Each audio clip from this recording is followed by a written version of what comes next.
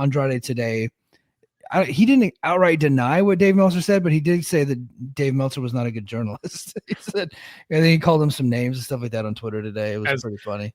As one, I mean, and quite frankly, that is the relationship Dave should have with professional wrestlers publicly. Yeah, they should hate Dave, and I think Dave would agree with me on that.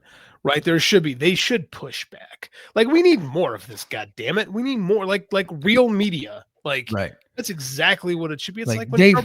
Dave's not Andrade's friend. Dave is just going to report what Dave's version of the truth is. He's going to work his sources and get some of the news and information and put it out, and the consequences be damned, right? Like, that's what journalism is. Here's the thing, and I think we've forgotten this, is if you're in the media, you're not supposed to be friends or fans of the people you're covering.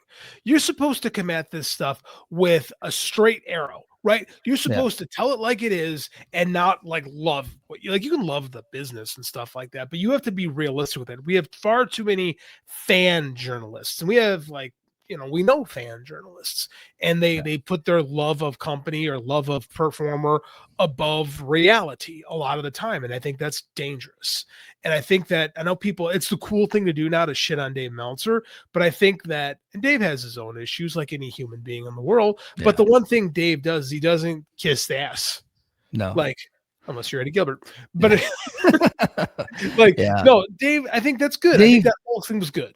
Yeah, Dave takes L's here and there, especially lately, because I think there's some counterintelligence going on within wrestling, trying to put out all kinds of weird and fake stories and stuff to get these journalists to bite on them, and sometimes it happens. I think stuff they do though. Yeah, it's a total counter intel operation. You can see that my military is coming through, but I see it. I see it happening, and I'm leery of it happening to me. You know who I'm talking to, but I had somebody that was rather famous reach out to me recently, and I told you who it was. If you don't remember, I'll tell you offline. But and try to give me some information, and yeah, no, we talked about it, but give me some information. I couldn't run with it because I couldn't vet the information. But I was leery. It's like, why is this person telling me this? Like, we don't know each other. Like, I don't understand why this person would say this. And then so I looked into it and it's like, okay, there might be some heat there between that person and the company that they're telling me about. So who's this geek? David is a fan journalist for AEW.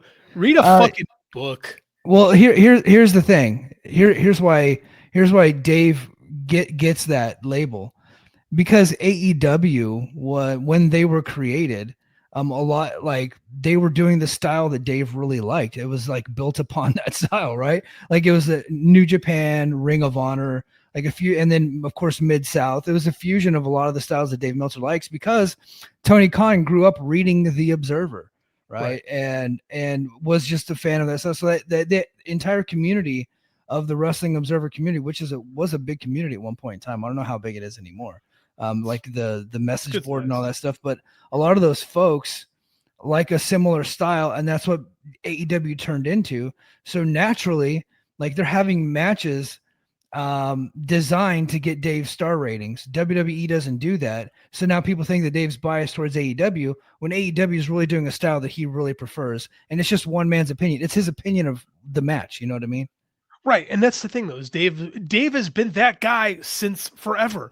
Like, this is why I think Between the Sheets is one of the most important. If you're going to listen to a podcast about wrestling, specifically wrestling history, Between the Sheets is one of the most important podcasts, because they'll give you not just slivers of history of wrestling, but from the newsletter perspective. So you can see what fans of that era, the Smart Mark fans, were interested in. They've always been quote unquote hot moves guys, right? By the way, I'll be guesting on next week's episode of Between the Sheets, talking about this week, 1989, one of my personal. I can't wait to have this conversation. No wonder you had that Tully story like really quick. Like, well, no, I just had that on.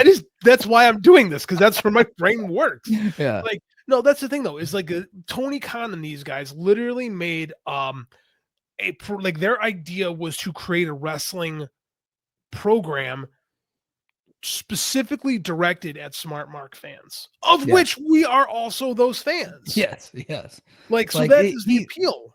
Like he they he want. is he is the guy. Like I think all of us at one point in our lives, maybe when we were teenagers and probably even a little bit older, we're like, if I had $1 billion and I would do a wrestling company, here's how I would do it.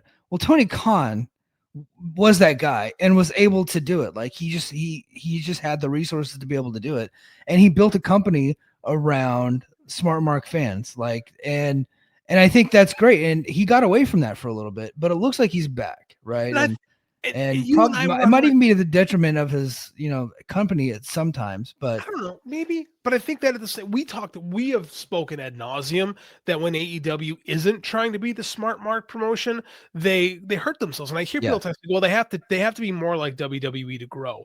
When I have 30 years of evidence that any company that tries to be more like WWE actually hinders their growth because bingo. WWE is good at being WWE, and when other companies try to be WWE, it doesn't help them. The only way it helps you to grow your company to be like them is if you're actually in bed with them, like TNA is doing right now. Yeah, TNA is in bed with WWE. They're being more like WWE and they're succeeding. But when TNA was trying to be like WWE in 2008, right. it wasn't helping them. Right. Well, Right? because they didn't have WWE support at the time, so they were Correct. the enemies. Yeah. You're not gonna get WWE fans specifically to watch you as a WWE like product unless you have those guys doing that thing.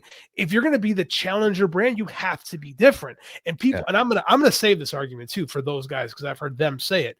I'm gonna save this argument. Like maybe, and you don't have, like you say, we have to grow, you have to grow, you have to grow. Like I will show you plenty of evidence that they were not growing their business and they actually hindered themselves when they were trying to do the 31 flavors of ice cream type of deal. Yeah. Like, be different, be something unique because the market is happy with WWE right now. This isn't like 2017 or 2018 when the market wasn't thrilled with what WWE was doing. Now WWE fans are happy. So how are you gonna pull fans away from WWE to try something different? By being the same as them. No, you got to Right. do something. You got to be Darby Allin and jump through glass or something. You got to be Yeah. you got to be Yeah. something unique unless you're going to be TNA and You just you go, hey, got what, we're going to be you them. got to do the things that WWE is not willing to do, right? And WWE is just all about sponsors and all that, the corporate bigwigs. You got to be somewhat counterculture while still being a corporate entity because they're on WBD, like they're on TBS and TNT. Those are not small networks, and they're on No, Max, that is a huge platform. So right. they can't be completely counterculture, but you still got to create that illusion that you are counterculture, or at least counter to what the WWE is doing. And I think that that's when they're at their best for sure. Well, that was what Paul Heyman was so great at doing. Was he playing this illusion that they were called counterculture while taking a check from Vince McMahon. So Yeah. I mean, like that's pro wrestling is you create facades and stuff Yeah. like that. But I'm a firm believer that just doing what the Joneses are doing doesn't necessarily grow your business. Pepsi and Coke don't do the same things, right? Yeah. They run their businesses differently. And the more AEW, and again, they're trying to get back to this, and now they have to kind of catch back up. And they're never going to be as big as WWE, but they don't have to be, nor should they be. Yeah. All right. Let me get to the chat here. We got a lot of chats. I haven't gotten to you guys yet. At any time, you guys could drop a super chat, and I'll stop dead in my tracks. But official Lil Silver says news broke. Paige is headed back to WWE. No, she's not. Silver. Also, Brie Bella and Daniel Bryan. No, they're not. Is he just making shit up? I respect it. Yeah. If he is. I That's think pretty funny. I think they're trying to trip us up, which I respect. But I come respect that on, immensely. we're a little bit more plugged in than that, my brother. King of the North, the king of all Canadians, says at my friend's place celebrating the Blue Jays putting Super Bell to ass. Hope the show was great. So Vladimir Guerrero knocked a fucking grand salami tonight, and I don't remember what the final score was, but the Blue Jays did kick the Yankees' asses, and it was a beautiful sight. Can I tell you, it was a beautiful sight. I don't know what happened today, but I watched the Brewers wreck the Cubs, and I smiled. I don't pay much attention to baseball because the White Sox are brutal, but God, do I hate the Chicago Cubs. So Joe Lanza and I did a podcast on Tuesday. I heard it was really good. Yeah, thank you. Tuesday afternoon, and I learned at the beginning of the podcast that not only I thought he was from Jersey, but he's a Cincinnati Reds fan, He is and from the Reds Jersey, are but he's a Reds fan. yeah, he's a Reds It's fan, weird. and the Reds are playing the Dodgers that night in Game 1 of the Wild Card Series, and I'm a Dodgers fan, and he's a Los Angeles Rams fan, and the 49ers are playing the Rams on Thursday night that week, and it was a clean sweep all three games. Like Dodgers beat the Reds 2 out of 3, two in a row, boom, knocked them down.